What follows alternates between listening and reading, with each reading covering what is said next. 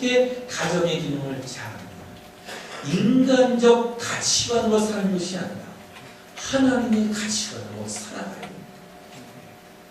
이 세상을 살아가면서 인간의 지식도 참 훌륭하지요. 우리가 발견한 수많은 과학적 지식들이나 이 세상의 철학도 훌륭한 것들이 많이 있어요. 그러나 세상적 가치관이 우리를 주도하고 이끌 때에는 어떻게 돼요?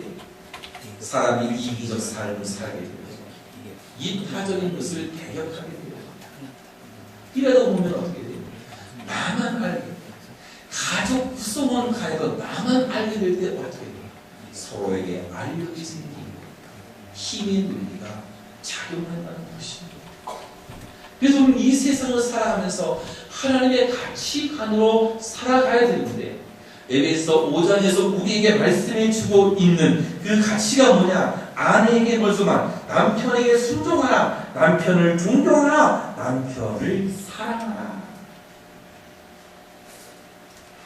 가정의 질서가 회복되어져야 함을 말해주고 있다는 것이에요. 가정의 질서가 무너지면 그 가정의 기능은 다 하지 못하는 것이기 때문에 그렇다는 겁니다.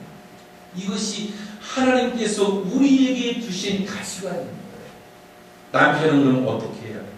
아내를 사랑하고 아내를 괴롭게 하지 말라. 아내를 귀하게 여겨라.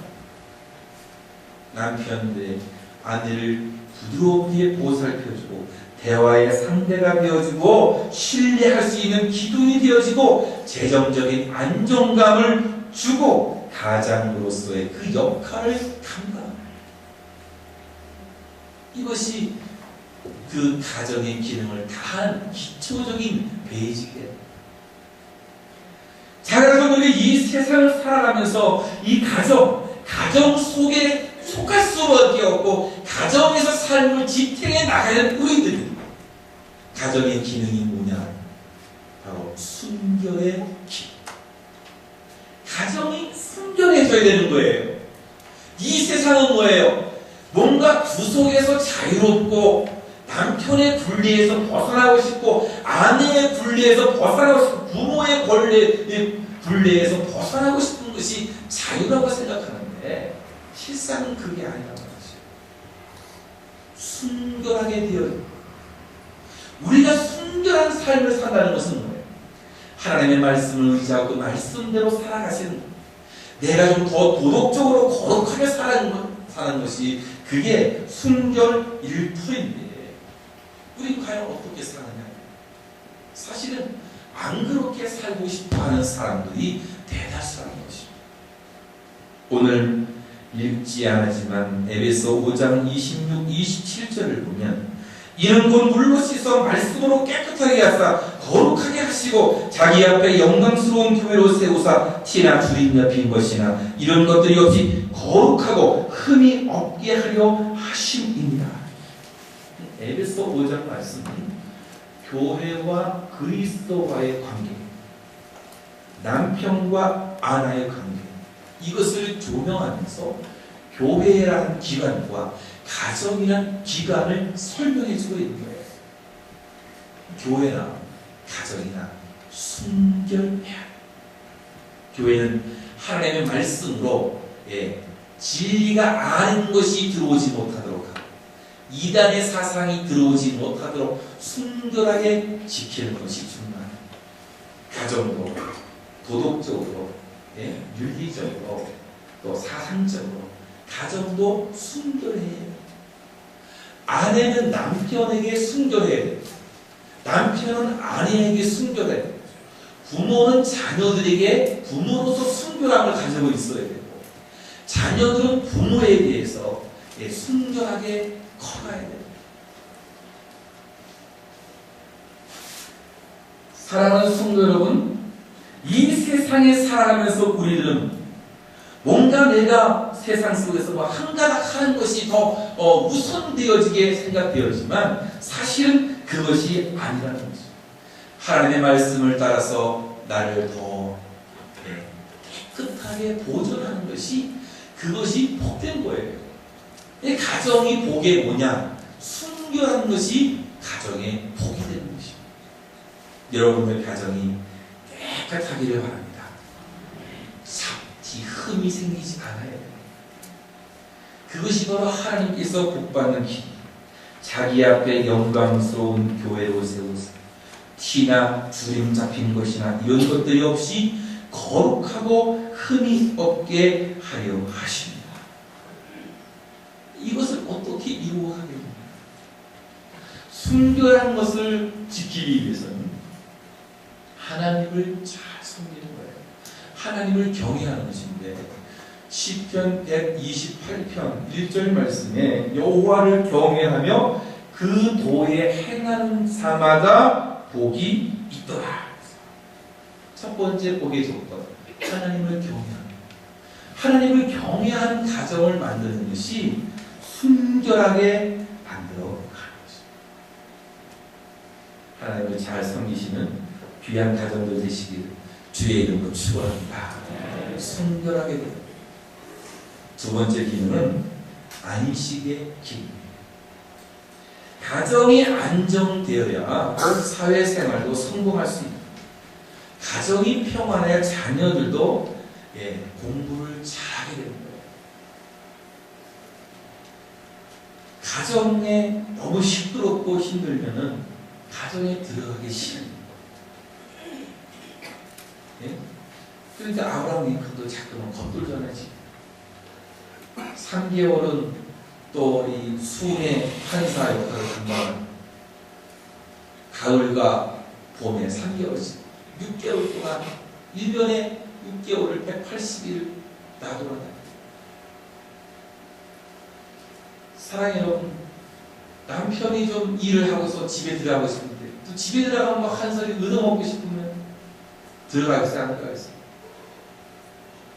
눈에 뻔하게 잔소리 해야 할 것을 생각하면요 들어가기 싫어요. 뭔가 집에 가서 새 힘을 얻고 내 심심이 좀 편안하게 쉴 수 있어야 되는 거 아닙니까? 가정의 기능은 이 안식의 기능, 쉼의 기능이 있어져야 한다는 것입니다. 그래서 가정은 정서적인 지원과 격려의 근원지가 되어집니다. 과중한 업무에서 벗어날 수 있는 쉼터의 기능이 가정에서 일어나야 됩니다. 가정은 역경으로부터 보호하는 장벽이 되어지고 역경의 그 심리적인 압박을 덜어주는 역할이 가정이 되어져야 합니다. 다른 곳에서는 그 기능을 대체할 수 없는 은혜가 가정에 있게 되는 것입니다. 그래서 직장에 출근하자마자 괜히 짜증내는 사람들을 보면 그러잖아요. 저 사람 집에서 싸웠나. 근데 힘든 업무 속에서도 늘 밝게 일하는 사람, 야, 저 집에 무슨 뭐 좋은 일이 생겼나? 이렇게 합니다. 가정이 평화로우면 행복과 기쁨과 활력과 보람을 얻게 됩니다. 가정에 문제가 생기면 어떻게 좌절과 분노와 실망과 두려움과 스트레스를 얻게 됩니다. 가정이라는 것은 자녀, 출산의 기능, 재생산의 기능도 있고 경제적 기능도 있고 사회적 기능도 있어요. 그러나 가정이 가장 중요한 것은 뭐예요? 쉬는 것이죠. 쉬는 곳으로서의 기능이 있어져야 하는 것이죠. 남편은 직장에서 피곤하고 힘들 때 얼른 집에 가서 정말 따뜻한 우리 마누라 얼굴 보고 쉬어야지. 이런 마음이 들어야지. 아이고 오늘도 한 소리 깨라 할 텐데 이러고 들어가기 싫은 거예요. 사랑해 여러분, 아내도 마찬가지요. 아이를 키우느라 지치고 집안일 또 여러 가지 일로 스트레스 받는 집안에 있는 사람, 밖에 나가서도 뭔가 스트레스 해보시고 싶은데 그렇지 못한 처지에 있는 아내들은 남편이 오기만을 학수고대야. 뭔가 대화를 하고 뭔가에 털어놓고 도움을 받고 싶은 심정이, 아이고 또 들어온 잔소리에 무뚝하나 걱정하면 되겠냐. 사랑해 여러분들, 가정이 편안해야 모든 것이 잘 되어지는 것입니다. 교회라는 신앙 공동체도 안식의 기능이 있는 것이에요. 주일 아침부터 어떤 분들은 일찍 나와서 교회에 봉사하고 희생하고 섬겨요. 예. 집에 들어가면 어떤 때는 파김치가 될 때가 있고. 그런데 왜 교회가 안식하는 것이냐? 그렇게 수고하고 애쓰는데 그러면서 새 힘을 얻게 되는 것이에요. 여러분 주말 같은 데 어떤 분들이 등산을 가잖아요. 등산 뭐 한 1200m, 1400m, 1000m 이런 산을 갔다 오면 굉장히 피곤해. 땀도 나고 육체적으로 필요해. 그러면 마음은 깨끗해지고 예? 등산을 통해서 정신이 맑아지고 새 힘을 얻게 돼요. 육체적으로 필요해도 새 힘을 얻는 거예요. 그래서 이 등산하는 사람들은 그런 의미에서 가는 거예요. 교회 봉사도 마찬가지예요. 아침부터 와서 아이 피곤한데 그냥 자빠져서 잠이나 자지.